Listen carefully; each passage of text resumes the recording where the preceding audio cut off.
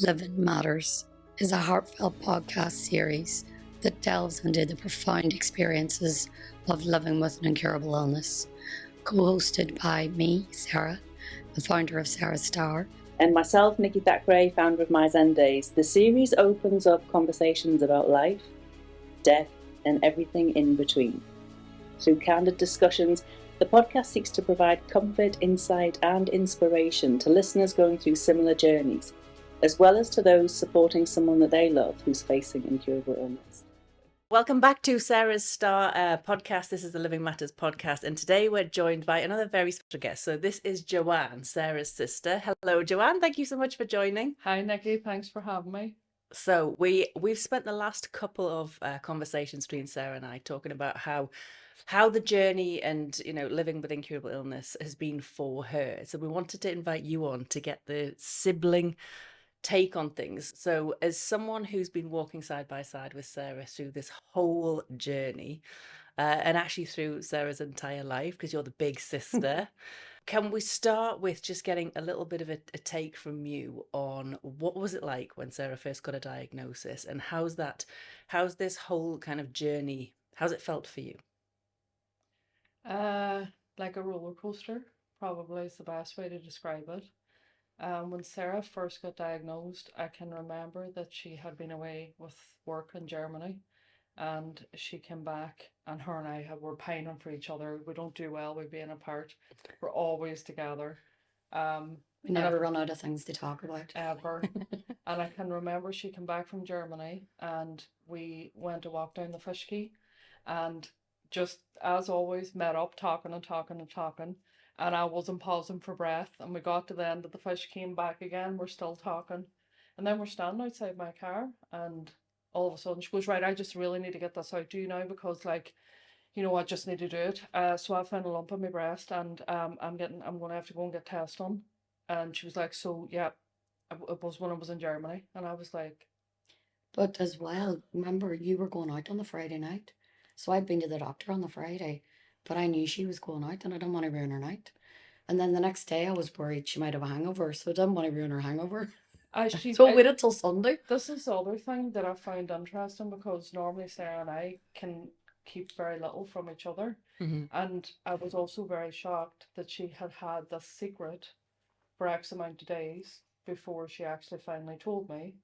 And then when she told me about her reasoning, I was still like, I can't believe she didn't tell me just because I was going out on Friday. And was that really what it was? You didn't tell her because you didn't want to ruin a night out and then make a hangover worse? Yeah. Wow. Well, she knew. Well, I wouldn't have went on the Friday, would I? Yeah, exactly. No. But then she knows we get bad anxiety. Well, obviously Sarah doesn't drink anymore, but we get bad anxiety following on from like having a drink. So she didn't want me in that state and then worrying about her. So she left it to the Sunday. So that in itself was quite shocking to me. But also then the news, and I can remember having a very surreal moment where she was still talking, and it's like I was far away, like I don't know how to describe it to you. It was just very surreal, and it's like I came back into the conversation, and she was talking to me about tests, and I'll never forget, right in the pit of my gut, I didn't need no tests. I knew she had cancer. How? What was the? I don't know. I knew. I thought this. She has cancer. This isn't. This is no trial, like. And it was so soon after losing my dad. It was just shy of 2 years, and that might sound like a pretty decent amount of time, but actually it's not, because for the first year of grief, you're in shock and denial. It's not even real, I don't think. Whereas the second year, you're only starting to come to terms. Yeah. So it felt so soon to me, but I just knew deep in my gut. I thought, I know she's got cancer. I think as well the doctor had said to me, don't go to your appointment alone. And I think when they say things like that, they've generally got But Sarah, a bit of an idea. I don't even think. But I don't think you could hear me when I was saying that. I knew. But, and then when I took time to process, I started to piece together things random things that had been happening to Sarah on the lead up to this. Things that, you know, didn't normally happen to her. Like one, for instance, was she always dyed her hair, and this time it went green. And I know That's a thing. it did, and As in to obviously match your pants. Yeah. Grab bags. Sarah's cancer is hormone related, and I just don't know whether it had some kind of, I don't know, mad interaction with what was going on with the inside of her body, but her hair had never gone green before. Mm-hmm. And all of a sudden, she dyed her hair one time and it went green, and there was other random things that had happened there. So when I started to think back on those, and I can also remember Sarah and I, after losing my dad, I really ramped it up with gym classes. I became addicted to going to the gym and exercising, and I couldn't stop moving. And Sarah definitely as well also ramped up going to all the classes with me. Mm. And we were doing these HIIT classes and really difficult circuit classes. And we started training for the Great North Run as well. We did. We were just mad when I look back. But anyway, we were doing floor to sky jumps. Mm-hmm. And I can remember her saying to me, "Oh, my boob's really sore." Mm-hmm. But obviously, with being a woman and in your cycle, you have different times throughout your cycle where your boobs are sore. So, you know, you will always be able to put it down to something else. Mm. Mm-hmm. So that's what we were Mm-hmm. putting it down to. But she did, when I looked back, I thought she probably mentioned that more times. And then you look at the signs, what did we miss? Mm-hmm. And I suppose Mm-hmm. that's always where I start to go, because I'm a fixer. And if I could have identified something sooner, you know, maybe it wouldn't have got as bad. But that's just me, because I like to fix things. And obviously, she's my younger sister. She's the baby of the family. And if I could have stepped in and stopped something from happening to her sooner, I would absolutely have done that. So you process back and you think back. But it was no shock to me when she came to my house the next day after having the test and said, "I've got breast cancer and it's aggressive." So at the point where she's telling you this, and you think, I already know that this is not good news. I know she's got cancer. Did you feel the same way, Sarah? Did you think, I know that I have? I think I knew once I found the lump. Right. Because it was just, it's one of them moments where you're a bit like, I don't think this is going to be okay. Mm-hmm. And then even just going through the motions of going to the doctor, and I was doing really stupid things. Like I took Alice to the doctor with me because I didn't have anybody to look after her. Mm-hmm. But whereas I'm saying that, I probably did, but I was in the mindset of, you know, I'm just going to still do everything. And because I remember even the doctor finding that a bit weird for the reason I'd come and I'd brought a child with me. Mm-hmm. Do you know what You're I always do? probably in denial. She does. She does. I'm like, Yeah. yeah. And then, but I remember I wasn't really surprised when they said, but what I see as a good thing was, like, they said that they think it's from me doing them floor to sky jumps that I pushed it forward, because otherwise it was the type that just lies dormant in you. So I probably wouldn't have got to my 50th Mm-hmm. birthday for your special boob scan. Mm-hmm. They were never going to give me a mammogram at 35. Mm-hmm. So because of that, that was the knock-on effect. And then they said it was literally the tip of the iceberg. So I just always I think I do that where I'm like that. There's the luckier side of it. Mm-hmm. But I don't know if we were just so embroiled in cancer from my father that we were maybe never going to have a good feeling anyway. Possibly. Maybe. I don't know. Felt very real to me though, that distinct gut feeling. So then what happened after? What happened Well, after that? it gets just, even when I look back, me and you were all kinds of madness. So she came to my house and said, "I've had the biopsies," and she just had some really difficult procedures done, painful procedures. And I said to her, "Right, we need to postpone our trip to Ireland because We were going that night. we were going that night." She had all these tests on that morning, and it was my dad's second anniversary the next day, and we were flying to Ireland to make sure and be with my mum, because, like I say, it was still very raw. And she said to me, "We're flying to Ireland," and I said to her, "Sarah," and Chris was there, And he says, Joanne, I've tried to tell her. And I said, Sarah, now come on, I don't know if this is a good idea. I said, like, realistically, can you actually really fly after what you've had done today? Like, she had lumps taken out of her boob. I did She ask them, had. they said You I did could. ask, you did ask. But still, I was just thinking of how traumatic it all was. And she said to me, listen to me, you and I are flying home because I'm not delivering this news to my mum over the phone. She said, my mum needs to hear this in person from us, and we need to be there. And so straight away, this is Sarah all over to me, where she's always thinking about the other people. She's thinking about her family around her. She's thinking about how they're going to take the news. And she's thinking about her trying to place that phone call to my mum and then not being there to give her a hug and to be standing in front of her to show her I'm okay, even though it was like, so she said to me, you and I's flying home. And I was like, right, we're flying home. So we, the other thing that was difficult about all this, not only have we just lost my dad, but my dad's side of the family has siblings. It had shrunk drastically. Yeah. We had lost so many aunties and uncles by that point to cancer. And so I knew that Sarah also was devastated about having to go home and deliver more news of cancer.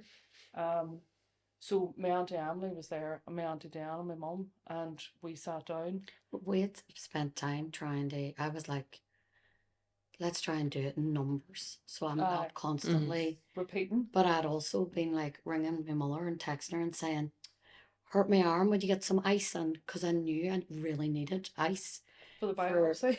but my mother was concentrating on changing the beds and making the house nice and getting in our favourite crisps or whatever bread we Wasn't want. get nice. She wasn't, it wasn't happening. I'm like there, yeah, but would you get a wee bit of ice? The ice was never ever got. My mother probably thought they want ice because they're going to be drinking the minute they Yeah. come The home. minute they come out, I'm not Yeah. labeling them. Joelle will be looking for the wine, the ice and lemonade. And I was going to my Auntie Diane, who only lives across the road, and she was saying, I got my pajamas on. I'm not We were coming like, go on, over. just come over. Please. So this went on for ages. And then when we finally got the three of them in the room, and then when you're trying to deliver news, we started kind of laughing We and being did. all like, We did. like you're at Oh school. no. Even Yeah. though it was But horrendous. And then someone went, you pregnant? Aye. Oh, And and then that then was you're worse. going, Wow. they think I've One of come them to went deliver good news, and because it couldn't be further from. she started going, right, so I've got something that I need to talk to you about. And to be fair, because you still were only 35, it was a good possibility that she could have been. And Sarah hadn't entirely ruled out having more No. children. So they were, I think it was Ordeanne says, are you pregnant? And then we were like, no. Oh, God. And then, You know when you feel like you're digging a hole? I know. Yeah. And then eventually then Sarah started to talk about finding the lump and the biopsies that morning, and it was the shock on their faces. And my mum, I'll never forget her face. I'll never forget my mum's face. That was really difficult. Really, really hard. And Emily and Diane, and it was awful. No That one was knows what they painful. say. And we didn't know what to say either because we were still so, it was still so fresh for us too. Well, we were trying to comfort them. Mhm. I think we were trying to comfort them, and then like just going through the motions, like or Brian, trying to tell Brian that was like heartbreaking, and then like I say, my Auntie Margaret, Liam, Dolores, um, and then our cousins were quite a close family, and it just this ripple effect of like, oh my God, no, you know what I mean, not Sarah. And Liam was straight up from Derry. He was. I barely spoke to him. And then next I looked out the window and he was coming was in the there. gate. I was like, he must have flew from But Derry. that is the kind of our family, you know what I mean? Yeah. That's just how All we hands are. on deck. It's a wonderful family. It is. Yeah. It's that's why it's the army. And What Liam and I's very similar. He's the fixture as well. He's like he has to get up to like, Yeah, you have right, to be what doing can I something. what can I do? And then too, my mum's his big sister, and he wanted to be there to make sure like she was okay. My dad's not there. Do you know what I mean? There's a lot of Yeah. dynamics going on there. But as well, like I knew or Brian, he lives in Leeds. He doesn't. Sarah and I's together all the time in Newcastle, and I was really worried about Brian because I knew how deeply it would affect him. She was his birthday present. Do you know what I mean? Mm-hmm. That's how, when my mum found out she was pregnant with Sarah, that's how Sarah was sold to Brian. Like, I'm going to have a baby and she's going to be your birthday present. And he took that literally. So I knew this is really, really going to affect Brian. Mm-hmm. So a lot of difficult. And we tried to get him to come back because he'd come back to Ireland on my dad's year anniversary, and we'd been saying, "Come back," and he was saying, "Oh, I've got this on," and not knowing, not foreseeing what was going to happen as Of well. course, And then yeah. he was just really unsettled because you do want to be together when these things happen. You do. Because as much as there's no control, you draw you strength. just Mm-hmm. you just keep each other going. Well, so this is the question I've got for you. You know how you are a fixer, and like Liam, you know, you are a fixer and you want to take problems away from your little sister. You know, so what do you do when you can't fix something? That's probably one of the biggest things I've found the hardest to let go of, when you can fix things and when you can't, and accepting you can't. That's really difficult. Suppose the other things that I do when I can't actually take it away or fix it, it's about, right then, well, what's the next thing that I can do? And for me, that's like nearly being her anchor. Mm-hmm. Like, if she's, and the thing that you have to remember as well, though, Sarah's actually a really good patient, unlike her sister. So Sarah has found a way of accepting her illness, probably in a way that I don't know that I could have. I would have fought the butt out against it and would have took me longer. Whereas, so Sarah makes it very, none of this is easy, but Sarah does make it easy on those around her by how she has decided to deal with it. So that's a key thing in all of this. And then next to that is, right, if I can't fix these things for her, it's about being that steady person who will deliver strength at the times that she needs it most. And to be fair, she manages to keep her head above water unbelievably well, but that's Mm-hmm. not to say that there isn't choppy times. So for me, it's about maybe taking a breath at those times, and not always trying to provide solutions, because that's not always what she wants. I had to learn the hard way with that, because there'd be times where we'll be out walking and, maybe she is having a rant and I'm going, well, you could do this and what about this? And they're still me, Joanne, I just want to have a rant. And I'm like, gotcha. I just need to keep quiet and I just need to listen. So we've figured that out together, that there's times where she does want my help and advice. She wants a solution or something. And there's other times actually she just needs to rant. She needs to let it go. And so do you signpost it to Joanne? Like, will you say, I I'm think about Joanne's to quite just good at rant? gauging. Like Right. I've sometimes got I will say better. she's definitely better at that. Yeah. It's quite funny because I will see her go, and then she'll not. Mm-hmm. Then I'll go, oh, this is one of them times. But Yeah. Joanne's actually really good in general with people at gauging things like this. So I think she's exceptional with me at doing it. But things like we always end up laughing, Always. no matter how bad it is. Like there's times when I've been in the hospital at death's door, and during COVID when I was in, and she was allowed to come in, and they had her in all the PPE. She was in her element, going around dancing around the room, putting all her PPE on. No, She I was thought it was a flawless, nurse. like Neil, I did. honestly. I She was like, I think I've missed my vocation in life. And then she was like, but if anybody bleeds or vomits, that's not for I'm me. not your woman, but for the nurturing, the sort of Yes. like being there, that's So me. there's Yeah. a lot there's a always lot of laugh. laughter in that, and like we can find them moments, and you kind of just know from my face anyway if somebody needs to be removed. I do. I've heard some of these stories. I'm a bouncer. I am a bouncer, and it's funny because actually when my dad wasn't well either, I was the bouncer. You are. So he would have said to me, listen, if this happens, and I'd say, you don't need to say no more, and then I would have made sure that he was protected from that. Yes. Joanne also was the bouncer though that she got my father moved, and he was like, I didn't want to move. Listen, I was going to come on to that. Very overprotective. as the big sister, and by the way, you do it amazingly well. does. She does, doesn't she? Um, so you do, it's kind of like big sister, wise one, anchoring, helping Sarah to to stay steady and keep her head above, above the water, as it were.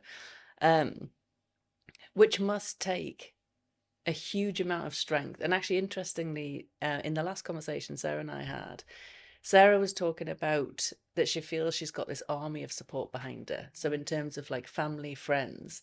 And when I was thinking about that, I was thinking there is a chief of the army, and it's definitely you. So do you see yourself in that sort of role, and how does that feel to you? So, I wouldn't say that I ever actively look at myself and think I am the chief of Sarah's army. But equally, if someone else thought that they were, they'd be dead by me. Let's put it that way. They wouldn't be allowed. I'd be like, who's There's this? only It'd room be for one. fun to There's only watch room for those. one chief. Yeah. So this is the thing, right? Whilst I'll be all modest and I'll say, no, I don't think of myself like that. Equally, you come and try and take that role and you're dead. So I am like we do laugh if Sarah and I's out walking. For example, even last night, some man drove Oh, by her hell. on a scooter and he wasn't He moving. nearly took me And I out. literally like got her and moved her, and Yeah. I'm like nearly like a ninja She as is. we're walking around. And if I see someone's veering towards Sarah's direction, because of like the many different um painful areas Sarah has and how dangerous it is for her to be knocked. Hmm. So I am like a ninja if we're out and about. I'm always watching, and if anybody looks like they're even going to go anywhere, no, I'm not saying I'm not to the extreme, but if it looks like someone's not paying attention, I will be sort of moving her or stepping in that way. It is Hmm. very funny. And we've been to a wedding recently where Joanne put me in a corner I did. with my own dancing place where Yeah. not very many people were allowed anywhere near me. No, but that's because someone did take her and start vigorously dancing with her, and I was like, no, no, no, no, no. And what's really amusing to me, right? Can I just point this out? I said to Sarah, you would rather be removed from this wedding in a stretcher, like maybe permanently paralyzed, Let someone than say paralyze to me. someone, actually, you can't do that to me. I said, so, it's just as well that I'm that It is. person that has no bones about saying, no, you can't do that, and I'll remove Sarah from it. But what's equally as funny about it is we then recognise that actually it just looks like she doesn't want anybody else to dance with me. Or have her, Yeah. she's mine. She's my sister. But what's really amusing to me was, see if the shoe was on the other foot. I'd kill them. She would actually probably Really. be a bigger force to contend with. So I'm really laid back and Very chill, very chilled, easy, Ozy. But if you mess with my people, I'll kill you. Oh She well. is, and definitely like if the shoe was on the other foot and she was protecting me, she would do it extremely well. But it probably They wouldn't know what hit them. they wouldn't because of her lovely personality, whereas I'm probably known to be a bit more feisty out of the two of us. So it's maybe a wee bit more expected of me, whereas it wouldn't be. They wouldn't see her coming, I suppose, is what the difference is. Yes, Shock to the system. because Sarah's all sunshine and She's all butterflies sunshine until she's not. Yeah. So the thing, so with you, like we're saying, so like chief of the army, big sister, very protective, and I have the pleasure of knowing you very well personally, and honestly, you're one of the funniest people I've ever met. Sarah is too. Don't panic, Sarah. But you're one of the funniest and strongest and feisty. You said it yourself before. You are one of the most feisty people that I know, and it's a compliment. Yeah. It is a compliment. Like very strong, very independent, very like rooted and assertive. All those sorts of things. So there's a lot of there's a tremendous amount of strength in all of that. But I guess going through this, and your bond is so beautiful and it's so obvious and it just shines and it's wonderful. There must be times when it just feels overwhelming for you. So how do you handle those emotions, and what does that sort of feel and look like?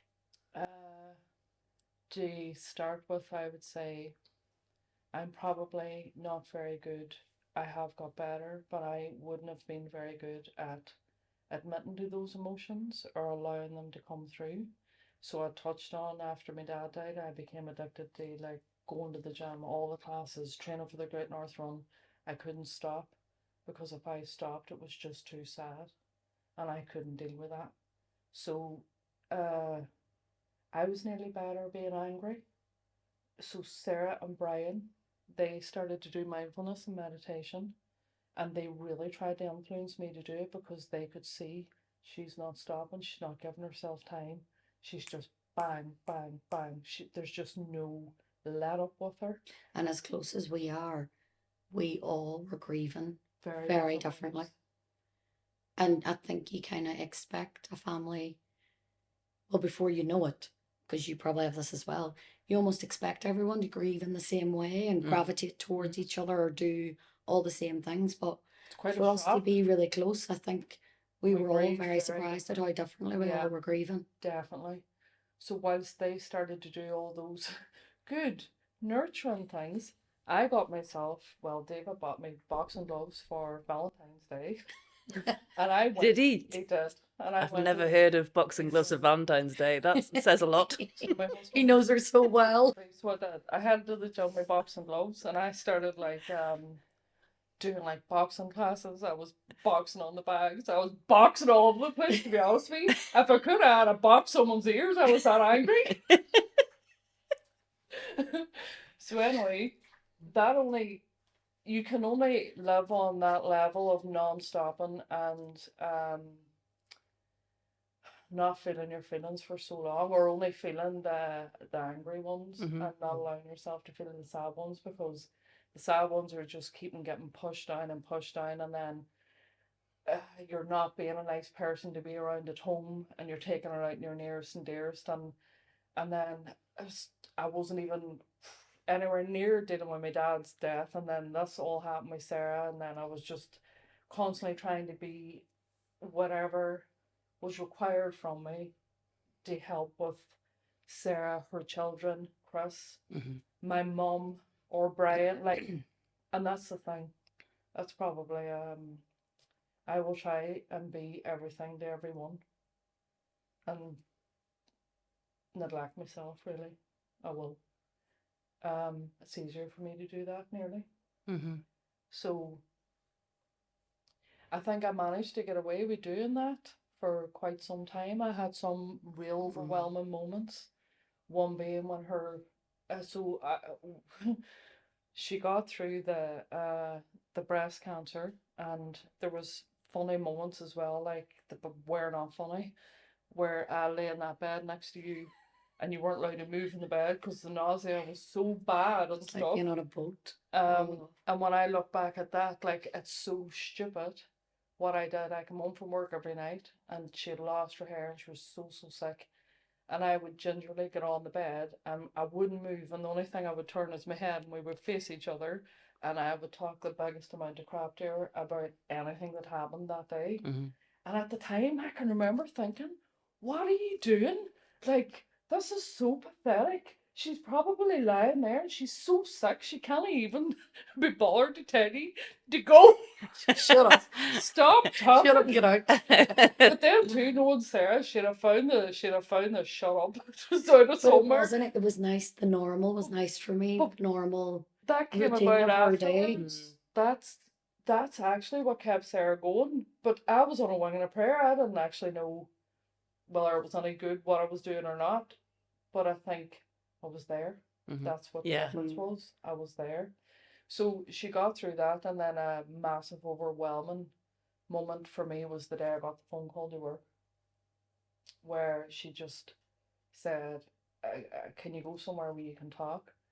And I said, "I just went done to like a private room," and I can remember her saying to me, "Joanne, the cancers came back. It's incurable." And that thing happened to me again, where it was surreal again, and I went away somewhere else, and I can remember coming back, and she was going, "Joanne, are you there?" And I actually couldn't breathe. I couldn't breathe in the room. I found myself, I was walking in circles. I was pasted up against the wall. I was doing all these crazy things. Like I couldn't get myself together, and I was just trying to breathe.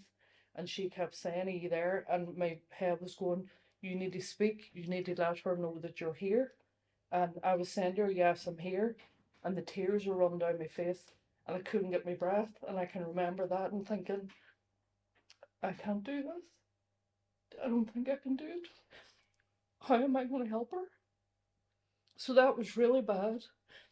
And I can remember one of the guys from work, he walked out of the kitchen and I put my hand out and I said to him, "Get Ken," which was my boss at the time, because I was thinking, I don't know what to do. And he came in and he was like, "You're going to go home. I'll drive you home." And I was like, "I don't want you to drive me home." He said, "Oh, Joanne, don't be helping me. Independence. Don't be helping me. I know I'm like losing my shit, but don't be helping me." So I was trying to like get myself together and breathe. Like I managed to finish the phone call with Sarah and not alert her to how desperate that I wasn't coping. And I was trying to get my breath, and Ken was getting me water, and he was trying to help me. And I think that I was probably going into like some kind of panic attack. Um, and I managed to get myself together and settled. And he said to me, "You're going to go home and you're going to be with your sister." And I can remember thinking, and there's never a time I don't want to be with Sarah. That time I didn't want to go. Because you didn't think you could help. No, I didn't know what to do. Mm-hmm. It's just It was too big. Mm. Yeah. The incurable part was too big for me. I didn't know what to do. I thought, there's nothing I can pull out of the bag this time. All the laughing, there's no way that I can make her laugh this time. You know, I can't do it. And then I think we weren't expecting it either. no, we weren't. You were meant to be. This was like your brand new life. So, I can remember thinking, you'll pull on your big girl pants and you'll go. And So did you go to see her? Yeah. Straight there. And how was And that? and she was sitting up in the room. And I just got up and sat in the bed beside her. I'll never forget looking down at her notes, and there was just all these random words wrote down. And it was like incurable, and it was all underlined, and you know the different parts of the what she had been told, and it was just laid out there on the paper in front of me. And I can remember then me and her sitting, and I was saying to her, "How are you so calm?" But by then I actually was calm too. And then I can remember I looked out the window and I said to her, "At least your view's far better out that window this time," because she had moved house. And she goes, "And I haven't got that fucking wallpaper." Silver linings. And then the two of us started off. And I think that that's been more or less like that ever since. You just The blind leading the blind. you're just on this roller coaster where everything's okay for a while and then it's not. Yeah. And the chemo is working well and then it stops, and that's the nature. And so we managed to carry on like that for a while. I think the other way my role has evolved, I am medically educated like I've never been before. I feel like a surgeon myself, to be fair. I definitely like, I know so much more like about cancer, about side effects, all these different things that I never would have known. And even with my dad, when I was in those rooms, when I look back now, I was like a deer in headlights. I was petrified of the information I was being told, so much so that I probably couldn't grasp it Yeah. as well, because the absolute fear was gripping my heart about losing my dad. So I couldn't even, so I can remember them saying, "Your dad has weeks," and me thinking, whereas, and even prior to that, like, you know, your dad's cancer, it's no good. You know, we've got the surgery's not going to work. You know, all those steps that took us to the end point where he ended up dying, and that was so sharp. Where we were told on the end of October, he's not going to do, and he was dead by the 25th of November. So we didn't get very long then. No. But with Sarah and those medical appointments, I've always been quite good though. When my dad was sick and in the hospital, I rang every morning and got all the information and then told everyone. And that kind of became my role a little bit. For some reason, I seem to be able to take in medical information. So I think that's also why I react the way that I do. I go into this logical thought process of this is medical information that I think that's why I'm not crying and stuff, because I'm still just processing. And then that's how I deliver it as well. So sometimes I think yous are all about like, have you seen the sheer amount? But it's quite detailed information, but it makes sense. It does. I don't feel like the rabbit in headlights anymore like I did back then though. I seem to feel like I've got more control when I'm on the appointments with Sarah. I can stay very calm. I can ask logical, thought through questions. Like I definitely have noticed throughout all this, starting with my dad and through this journey with Sarah, whilst you'll never get used to it and it's very difficult, you build your resilience to it because you have to, because you don't have any choice. So things do become a little bit easier, Yeah. and you can deal with them better. And Joanne's good at asking the questions that I might forget now, or if we've had previous conversations, and then she's in the room with the oncologist. Because even at one of the times recently when they were talking about next steps, and it was a really, really tough one, but you were able to look at it from a different angle that I just wasn't going to see. I was never going to get there. And even the oncologist wasn't looking at it like that. But when Joanne was like, what if we shift and move and do this? And then it was Is a there case any of, reason why you can't? yeah, we can. Mhm. And so that was quite nice. I can't remember your original question. This is what That's we what do I was every going to week. tell you though. Yeah, so what I was going to eventually get to was about maybe 2.5 years ago, I did have burnout badly. And I ended up off my work for 2 months and I wouldn't be off my work. Like, I nearly wore the I can keep doing this like a badge of honor, and that's actually not a good thing for you to do. And it took me really, it was when Sarah's chemo, the tablet form stopped working. It wasn't long after that, and I totally broke and ended up off my work for 2 months. I just couldn't. I was really upset. I had anxiety. I wasn't sleeping. I just couldn't get myself together. I couldn't. Now, thankfully, by that stage, I'd already started to do mindfulness and meditation with both your influence. Might I add, this is you two played a massive part, and or Brian, to be fair. And even like close friends like Angela and that, they would have been doing it and always tried to encourage me to do it. But I had already started on that journey, thank God. And then have continued on it since, and it definitely, definitely helps me deal with things better. Um, I think because you were always someone who you were like, I can't get my brain to stop, I can't get, and to recognize that you actually can. I think that's been huge for you. I think it's also even steps before that, recognizing you don't have to go on and think of nothing. That's not what it's about, which is why guided meditation is a lot of the time better for me, because that keeps me but there's so many different factors to it, and it's actually just opening your mind and allowing yourself to, whereas I think I was so shut off to it and I was like, no, that's not for me, without even fully embracing it and trying it. So definitely you two influenced me hugely to do with mindfulness and meditation, and it's been a godsend.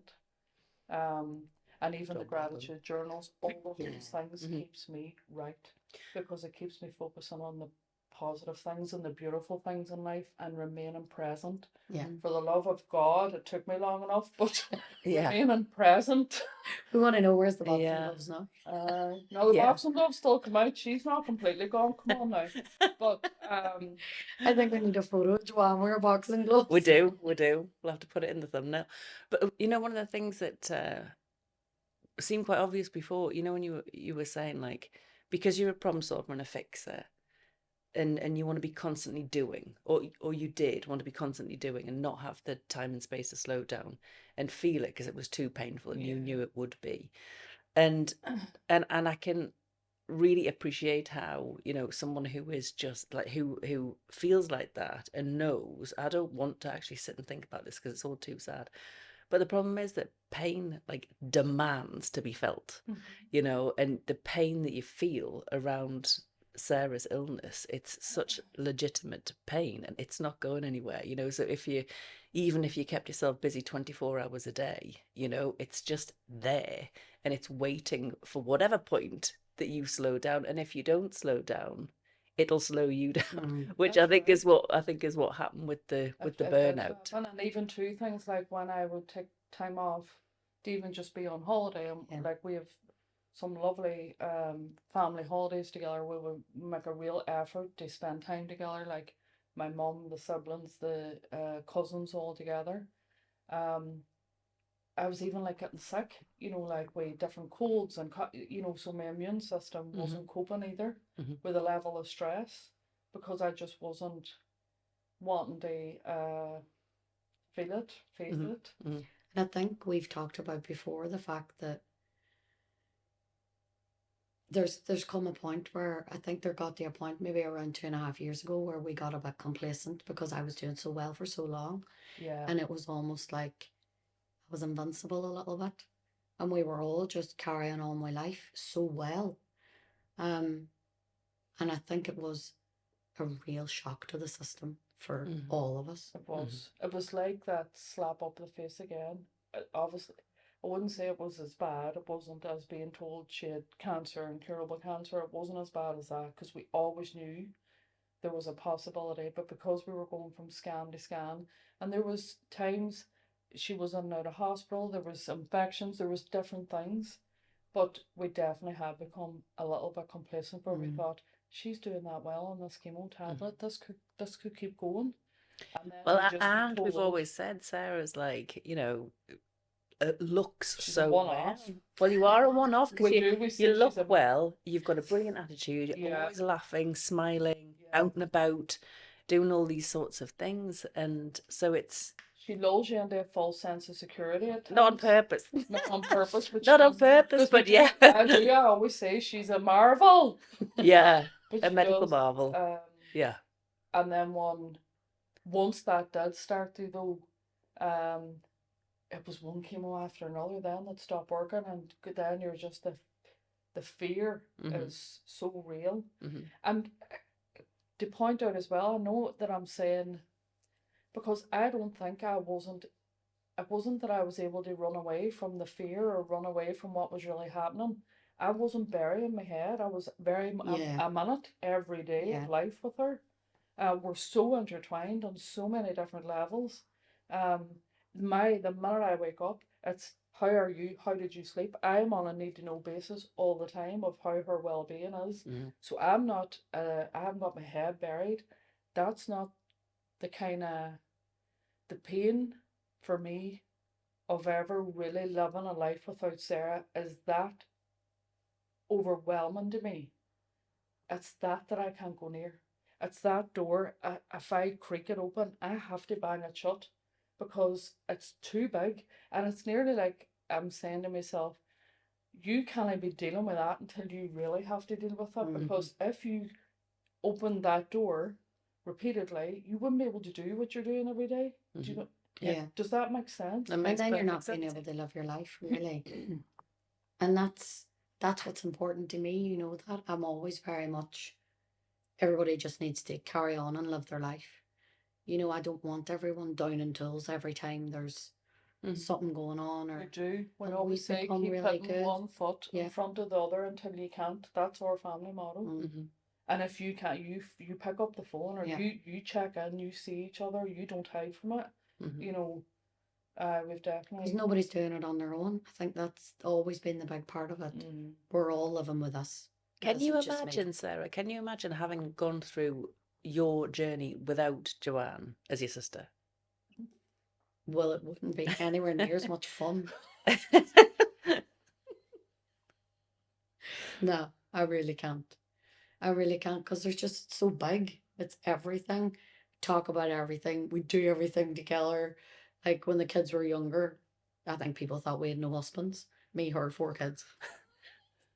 Just but even we finish off each other's sentences, oh, we we've freak turned up people all the out. same colours, Yeah. same socks. Just Hmm. yeah, and we do freak people out. And we turned up at school one time. We both had denim jeans on, a black t-shirt, and one of the dads at the school was just like, he said something, and we And we answered. answered them at the same time. They were the exact same thing, and then he was just like, "No, I can't deal with you two." 'Cause it's like, you know, we're these scary twins coming along, talking in unison and stuff. But I were, and whilst this journey's been really difficult at times, it's definitely brought an awful lot of beauty along the way. Really special moments, moments Yeah. maybe we wouldn't have appreciated in the way that we have. Like those times where we go away with Brian and it's Yeah. just the three of us, and that familiarity, like these people that you've grew up with in your house with your parents, and you know that the in-house sense of humor, the carrying on, the joking, the one look, the just like, oh well, you better not be doing that, because like just the way you know each other Mm-hmm. is very I don't know, it's unique to use. Yeah. Mm-hmm. So when me and Brian and Sarah we make time, and our spouses like Chris, David, Kat, they're very generous and Fair. giving us that time to go away on these weekends together. And it's not even about what we do, it's just about us three being together. Mm-hmm. And just those moments of sitting in wherever we are, and it's just one look. It's our brain getting up and doing something Aye. stupid. Me and her will be like, it's just that familiarity, and there doesn't even have to be another word said. It's the comfortableness of Yeah. being in each other's company. Mm-hmm. But it's Um, making that time for each other as well. it is, and then like I say, we have the same kind of moments with my mum, Mm-hmm. and make sure that my mum's there. So we have forced ourselves to slow down I was and gonna say, is really that what it is? Is that you become far more intentional about you having do. Yeah. real quality Yes, and making it happen? Yeah. absolutely. And it's worked so well for us because once we did it once, That we was were it. like, this We is were a game hooked. changer. We need to go Mm-hmm. away every year. Mm-hmm. And we'll just pick somewhere different. And we went to, was it Scarborough one year? Yeah, or sometimes even a few times a year.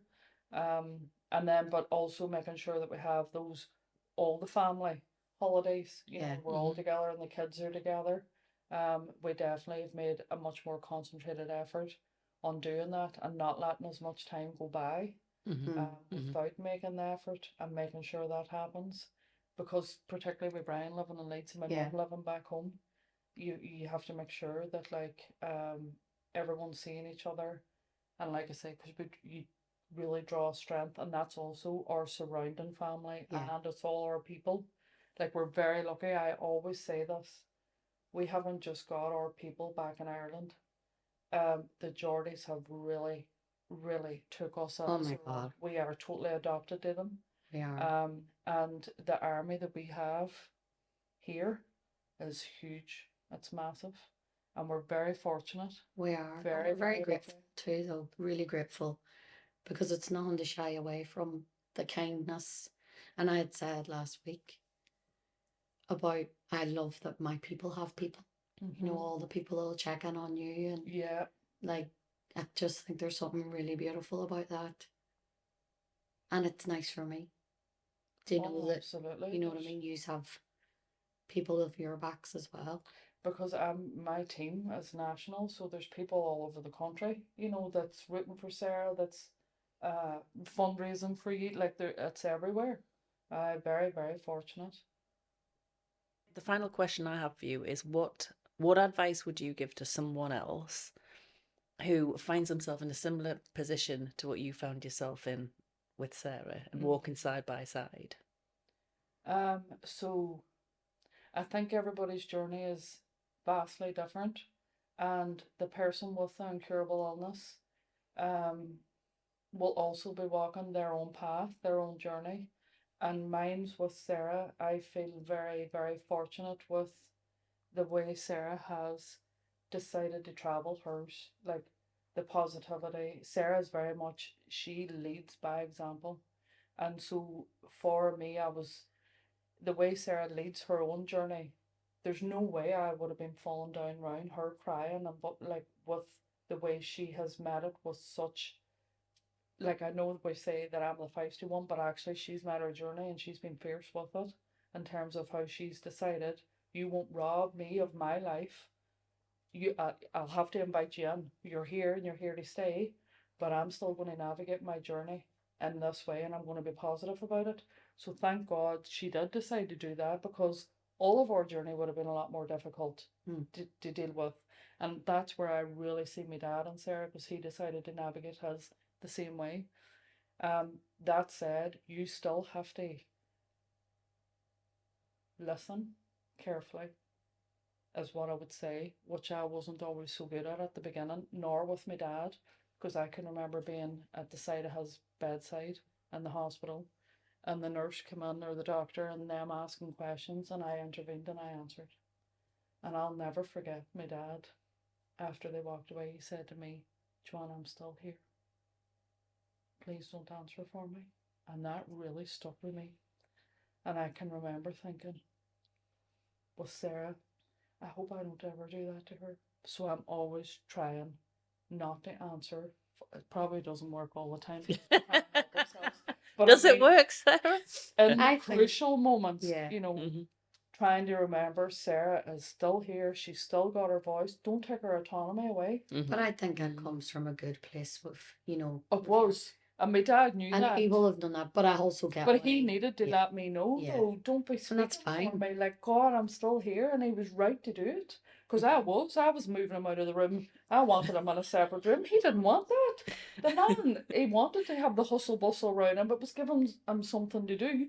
Whereas all I could see was chaos and bedlam and noise. Yeah. And I didn't think he was getting rested. I was looking at it from a different point of view. So I Whereas he suppose wanted the he distraction, but wanted you the were like, he needs peace. I didn't understand that. So that's what I mean by You're always ask learning. leading questions. What you think is the right thing for that person might not be the right what That's they really think. good advice, actually, because it's so easy. It is so easy to assume that, like, say, if we think it's noisy and chaotic and don't like it, that the next, that person is also going to feel the same way. And it's Listen, ask questions, um, be a bit targeted with your help. So don't just say, if you need anything from me, just let me know.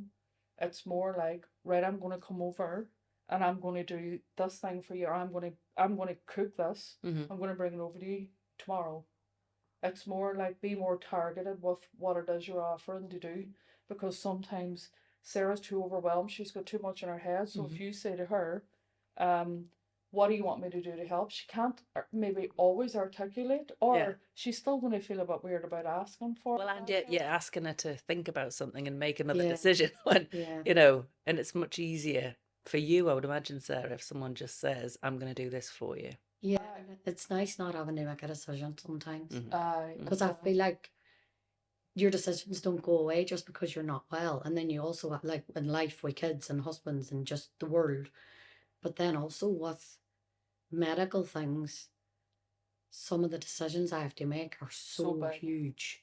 Yeah. It just, like, there's times we've been sitting in the room and I know you're looking at me and being like, this is an impossible situation to be in.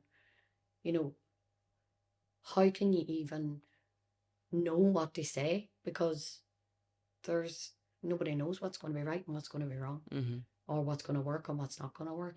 So so the littler things where if someone's like, instead of what can I do for you, I didn't think about it like that. Just a bit more targeted. That actually, this is what I'm going to do for you. Does that suit you? Or I'm just going to drop this round on tomorrow. There's your tea. Whatever it is, no matter, but just not always putting the decision, I suppose.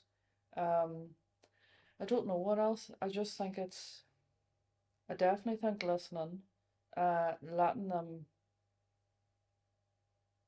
make their own decisions, don't always offer a solution, which is what I've learned, as well as, Or ask, do you want a solution or do you just want to have a rant? which is it that we're doing today? And then they'll, at least then, right, I just need to keep quiet and let that person get it all off their chest, and they'll probably feel better. I think that's definitely some of the key things. The other thing I would say is, I used to have this thing about, like, I didn't want Sarah to see me crying and upset. But actually, if I don't show that kind of vulnerability around her, she's not going to show it around me, because she's thinking, I don't want to upset her, Joanne. She's here every day. She's trying to help me. And if I get myself real, which is so ridiculous, because in every other aspect of our life, we will be whatever the other needs. Yeah. We will provide that for each other. Mm-hmm. But there definitely was a bit of a like where I was purposely not getting massively upset in front of her or really showing her. But then how can she do that with me if I'm not going to do it with her? Well, it comes from a good place, because you're not wanting to compound, and make it more difficult for Sarah. But it's just not a good long-term strategy, is it? Because it's not Well, you being honest about how because you of how feel. close we are, how Yeah. much we share. Why are we not sharing that? I Yeah, think that was a bit of we yeah, had a real wake up call with that, didn't we? I Because think it the kind of death ended up, cafes helped yeah, bring that about. and it ended up that everyone was almost crying together with me on the outside. That's right. So it wasn't even giving me the opportunity to be like within the group right. of we're all really sad. Mhm. It was like we're all sad over here. About you, but you're You be not sad over there by yourself if Yeah. you want. Yeah, yeah, But I yeah. just wasn't being sad. I was just like, oh, we're all just cracking on. And then Yeah. the other hilarious thing was, her and I are there delivering these death cafes, facilitating them, telling everybody, you need to let your people know, and you need to do this, and you need to do that. And then I says to her, I still don't actually even know what you want. Yeah. Because we hadn't been on the same table. And I was like, we're around there telling everybody. So, I don't know what to say. Just about sums us up. Maybe just taking stock, you know what I mean, of all these things that we're saying we're doing them. Are we doing them well? A bit of a check-in. Yeah. Yeah. A bit of a check-in. Like, do I really know what you want? Have I got this straight? Yeah. Yeah. Maybe things like that. And I'm not just talking about death, dying. I'm talking about, like, am I supporting you in the way that you want me to support you? Maybe just checking on that. I don't know. I think it's been really useful having you on the podcast. I think you've got some really sound, amazing advice for people. Yeah. Oh, God, I don't know. I just think I'm on a wing and a prayer most of the time, but there you go. No, it is. It's really, really useful advice. Isn't it? Yeah. And so I think for anyone who's listening to this episode, if you're in a similar situation, and you're the sibling or the person, walking side by side, let us know your story. Let us know how it feels for you and what your best advice would be for the people who are in that situation. What works for you? How do you help yourself, in the times when you feel really overwhelmed? So I think before we wrap this up, I would love to just ask you, Joanne, for what's your message for Sarah that you want to say and get on record for how she has dealt with this huge journey? Wasn't expecting that. So I would say that I am unbelievably proud of her, hugely, from like all of my heart.